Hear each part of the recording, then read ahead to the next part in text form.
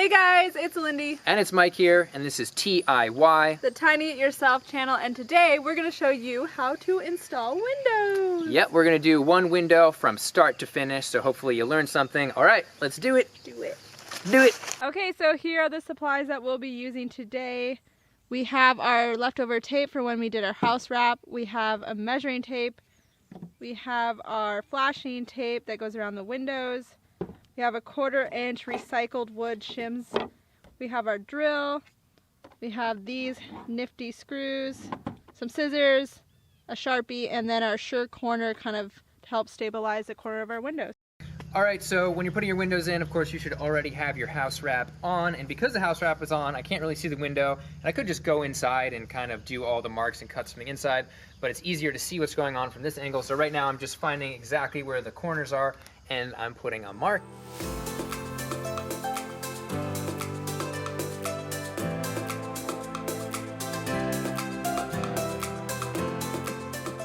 All right, now we are going to mark with a Sharpie the lines that we're going to cut the house wrap on, and we're essentially gonna wrap it inside a bit like a present, and that way we will protect the frame from moisture. We have a metal frame here, so it's not as moisture damage prone as a wooden frame, but we're still gonna do the same process.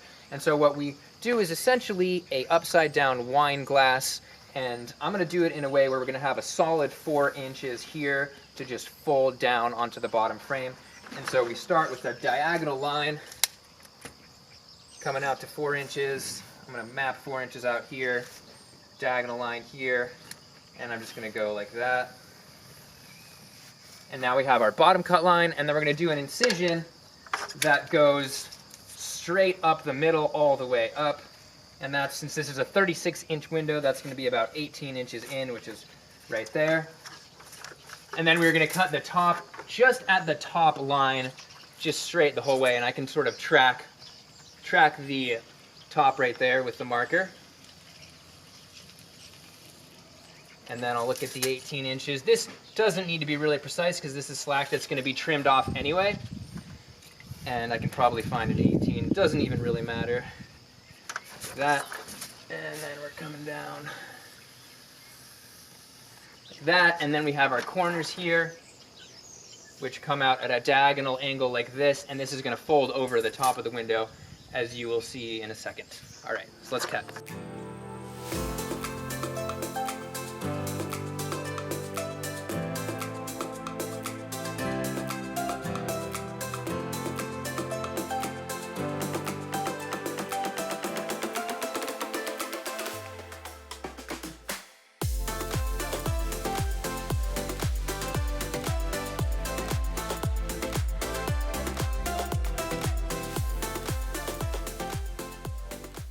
All right, so now to adhere the house wrap down to the inside of the frame, I'm just gonna use a little bit of that house wrap and tack a little bit on each corner. And we have this nice floppy, extra slacky piece here, and it's catching the wind, so we're gonna also cut that down to the 4-inch thick frame and tape it in the same manner.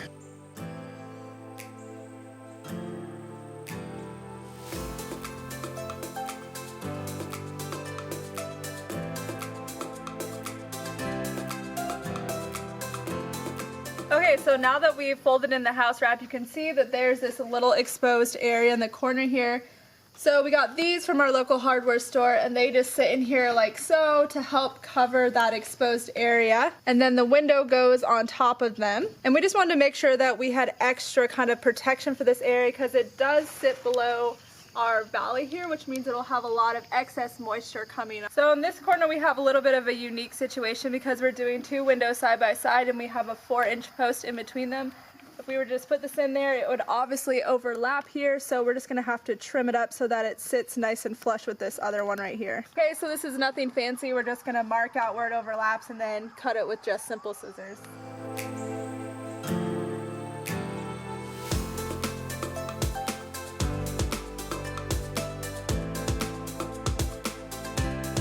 So this is our behemoth of a window. It's 36 by 54 and we have 2 of them right here. This other one's already been installed and we're just gonna unbox it a little.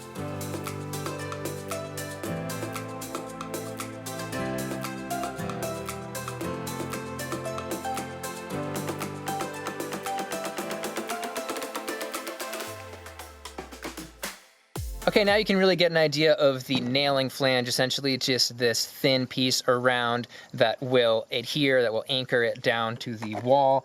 And that is going to be done with these screws, so it's really a screwing flange in this situation. And we're using those lath or truss-headed screws here, the ones that don't have a sort of countersink situation here, so they're not going to pierce through this flange, which is relatively thin, and create issues. Instead, it has a nice wide head, and we went with a 1 5/8 inch just so it could get into our metal framing. But if you have wooden framing, you might want to go a little bit further. So your rough opening size is the size that matches the actual hole that you've cut, but the window itself will actually be smaller than that.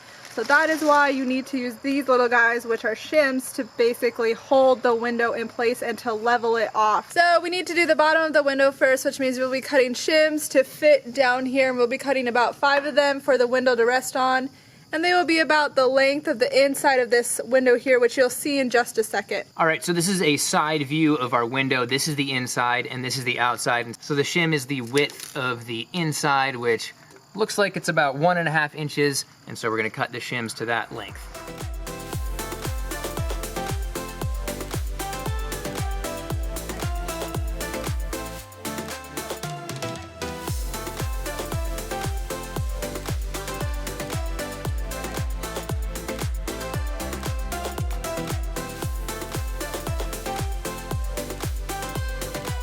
So when you're designing a tiny house on wheels, the street legal limit is 8.5 feet. So you really have to keep in mind like everything that's gonna bump out from your trailer, like lighting fixtures, everything, and that actually includes the windows as well. Since these don't sit flush into the house, you have to add this amount as well, popping out from the trailer. Yeah, so we have about 1.25 inches here. So that brings you from the outside of your OSB. If that was 8'3", this would be basically 8'5½", and that's about what we're doing right now. So you got to be careful about this stuff. Really cutting it close.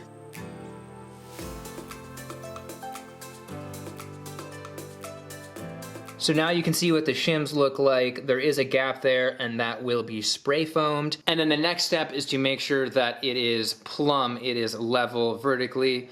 And in order to do that, we're gonna put some shims on the right side, and then it should all happen. Because right now on the right, there's no gap.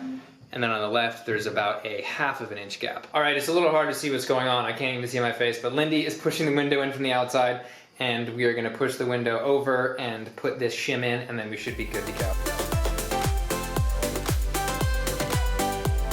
All right, now you can see what's happening, and it is even all the way around, and let's see if it's level. And it is now perfectly plumb and level, so we are golden. Okay, so before you screw your windows in place, you want to make sure that this flap is actually sitting over the frame of them.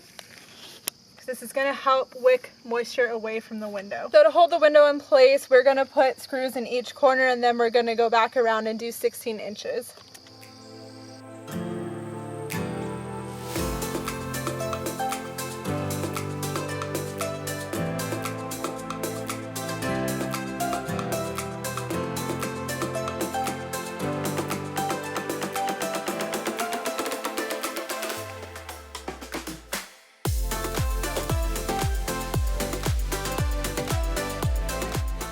Okay, now that we've done all of our screwing, it's time to do our flashing, and you have to start at the bottom and you have to have 4-inch overlaps on all sides, and then once you're done the bottom, you do the sides, and then the top is last. And the idea is that you want to think about how water travels down the building, so you don't want any water in any of your seams. Now, we weren't really thinking when we did this side, because we have a unique like window situation here. If I was to do it over, I would have done one long continuous strip on the bottom, but we're just gonna end up doing 2 pieces and it won't be that big of a deal. And then these will also share a piece in the middle. It will be obvious which side is which, because obviously this has a protective coating that you just peel off, and then this is super freaking sticky, so once it's down you cannot get it off. So make sure it's placed right.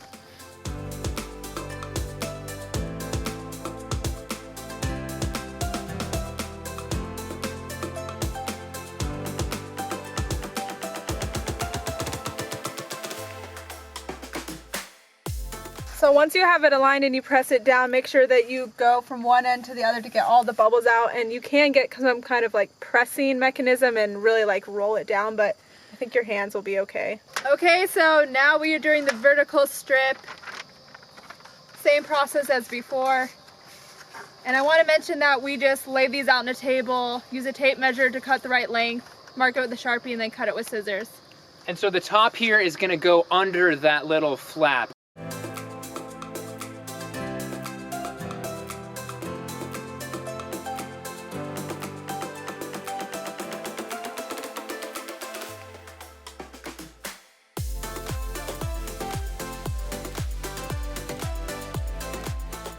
All right, now we're gonna do one long top strip and not have any seams or things like that. So let's try it. It's gonna go, again, under that little flap.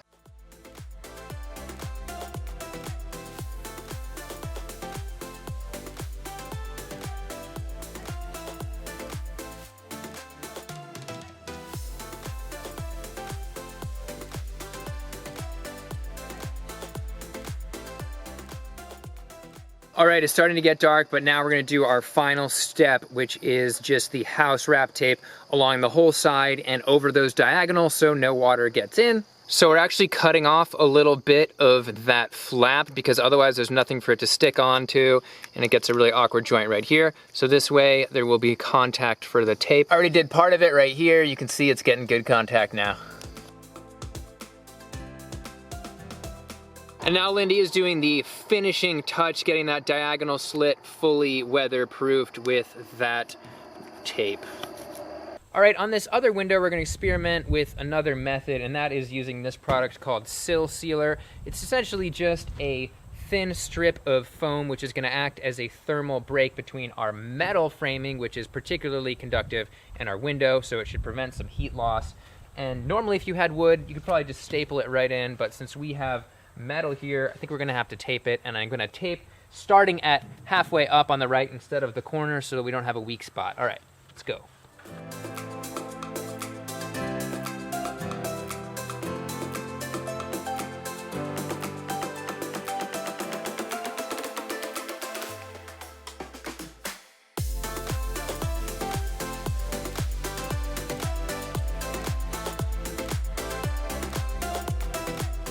So we're just doing the same process as we did with the other window. Now that we have this extra sealant, we are just placing our shims on top of that.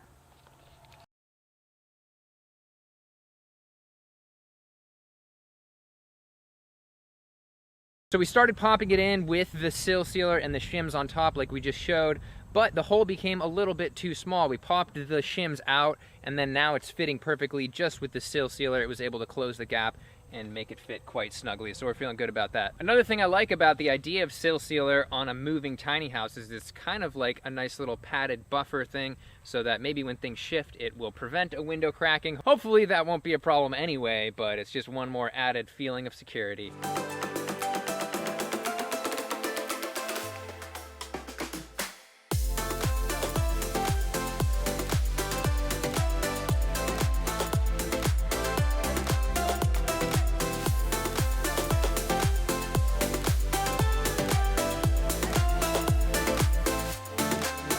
All right, it's the next day and we have some good lighting here so you can see the final product. The windows are officially done. You know, we got our corner all taped up nice and our window flashing on, and it's looking great. Well, we hope you learned something today, and let us know if you're gonna do anything cool with your window placements. We've messed around with the idea of doing like stained glass, but we don't know yet. Yeah, we're not sure. And then we're actually gonna be making our own windows in the future. Hopefully we'll get a video out on that because that's gonna be a pretty complicated process, so Epic stay undertaking. tuned. All right, thanks. Feel free to like and subscribe. Yeah, also check us out on Instagram, Tiny It Yourself, and thanks for watching. Okay, bye. Bye.